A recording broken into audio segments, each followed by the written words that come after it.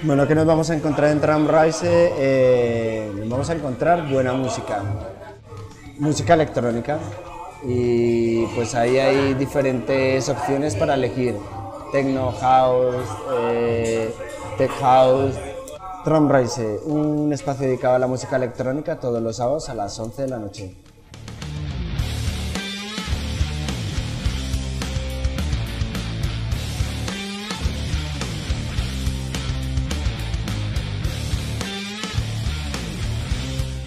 En Basati Ratia, pues vamos a encontrar música drum and bass, dubstep, otros subgéneros dentro del estilo y bueno, formatos diferentes.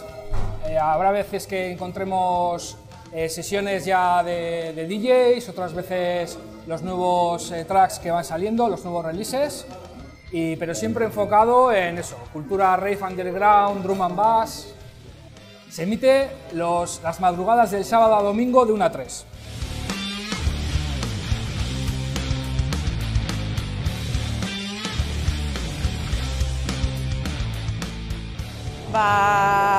Gazte Urukadak da gazteentzako eta gaztek egindeako irratsaio bat, eta gazte guztiek daukaten aukera bat hitz egiteko edo hori da.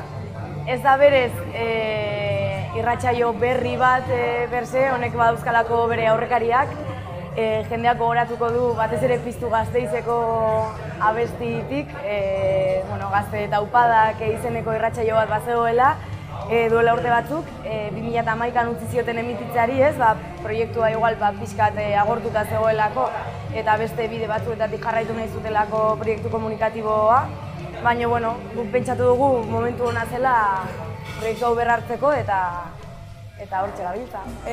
Asteartero emititzen da arratsaldeko 7etan alabedi bate. 7etatik 8era.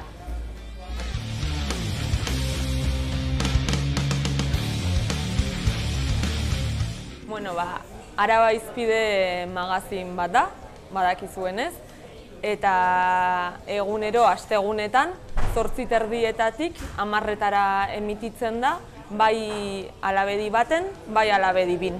Aurten ordu aldaketa egon da eta bietan emitituko da gainera. Eta funtsean egiten duguna da aktualitateari errepasoa eman. Eta horretarako elkarrizketak izaten ditugu, tertulia, albistegiak eta erreportaje laburrak ere bai. Eta hori guztia bereziki Jon Hidalgoren ahotsean eta elkarrizketatu, kolaboratzaile eta gonbidatu anitzekin. Beste magazinetako bat alabedi badaukaguna, baita alabedi bat eta alabedi bin emititzen dena, Zebrabidea da. Arratsaldero egiten dela, 4etatik 6etara. Horre Zebrabideak agian daukan berezitasuna edo, Araba Hizpidetik igual pixkat desberdintzen duena bada, ez dela alabediren ekoizpen propio bat, izan ere Arrosa Sareak ekoizten duen magazina da. Euskera hutsean, euskerak batzen gaituelako, Arrosako irratiok.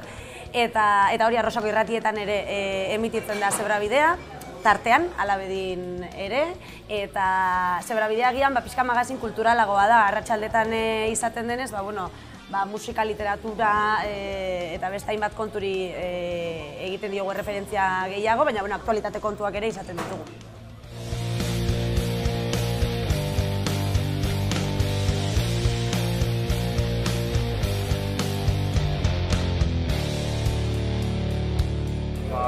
Gu azkenean Zebrabidea baina eta gero etortzen gara, 6etatik 7etara egunero gaude alabedi baten eta alabedi bi. Egunero, astelehenetik ostiralera. Astelehenetik ostiralera. Eta, pixka bat Arabako magazin kulturala garela esaten dugu. Pixka bat orokor moduan esan da. Gero ere Araba Hizpidean izandakoak ekartzen ditugu, goizean emititzen den Araba Hizpide eta Hizpidekoak. Eta gero elkarrizketak, kolaborazioak ditugu, musikaren inguruan, literaturaren inguruan, Araba historiaren inguruan, Elizalea ere ekarriko dugu aurten, eta gero albisteak eta Araban dagoen agenda.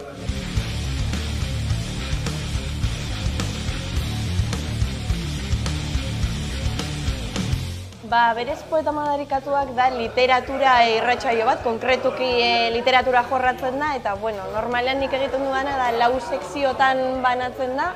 Ale batetik hartzen dut gai orokor bat, adibidez pasaren astean egin nuen literatura historikoa, eta lehenengo sekzioa da atzerritar literatura. Atzerriko idazleak eta obrak kontatzen ditut edo. Gero dago euskal literatura, gauza bera, baina euskal idazleekin, eta gero azkenik literatura feminista. Eta gero beti dago tartetxo bat edo bitxikeriak edo kontatzeko. Hori da kolaboratzaileen arabera. Gero ere sekzio bakoitzean daude kolaboratzaile desberdinak, adibidez Iban Zaldua etortzen da normalean irakurle klubaren inguruan hitz egitera, gero dago Iban Ruiz de Gauna, etortzen dena atzerritar literaturari buruz hitz egiteko, eta gero kantoiko kidea, Maialen Sobrino, etortzen da literatura feminista irratsaioan parte hori edo egiteko. Entzun dezakezue igandero, Alabedi baten 9:00-etatik, gaueko 9:00-etatik 10:00 arte. Eta gero errepikapena, Alabedi 2 asteartero ordutegi bera, 9:00-etatik 10:00 arte.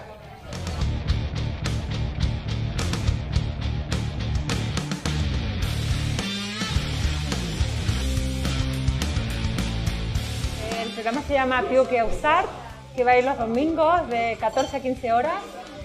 Trata sobre los pueblos originarios, principalmente sobre la situación del pueblo mapuche en Chile y Argentina, pero en general de pueblos originarios del mundo. Estoy haciendo un hincapié en el programa, en muchos programas que más adelante estoy trabajando sobre la revitalización de las lenguas originarias, que hay mucho que hacer en eso, incluso hay mucha música, hay muchos grupos que tocan y cantan, en quechua por ejemplo, en maya, en mapudungún, y miles de lenguas, son más de 4000 lenguas que existen. O sea, te harás la idea que hay mucho por transmitir.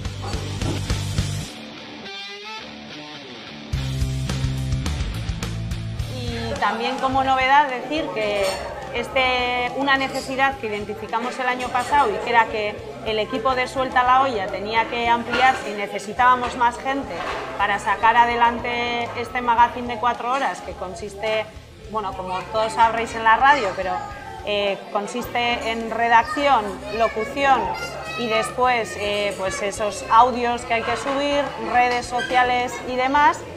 Identificamos que hacía falta mucha más gente, ya que es un programa, un magazine matinal de 4 horas, y hemos conseguido ampliar el equipo, aunque siempre es bienvenida la gente y sigue haciendo falta gente en locución. Pero bueno, esto también sería una novedad del programa, ¿no? Bueno, Suelta la Olla, como decía, es un magazine matinal que se emite de lunes a viernes de 10 de la mañana a 2, teniendo la franja nacional de 10 a 1 y la franja local de 1 a 2, y se emite en las ondas de Alabedi, en la 107.4 aquí en Gasteiz, en la web de Alabedi, y además al ser es un magazine coproducido entre Alabedi y la 97 Irratia de Bilbo, por lo que también se escucha en la zona de Bilbo y sus alrededores en esa frecuencia de la 97.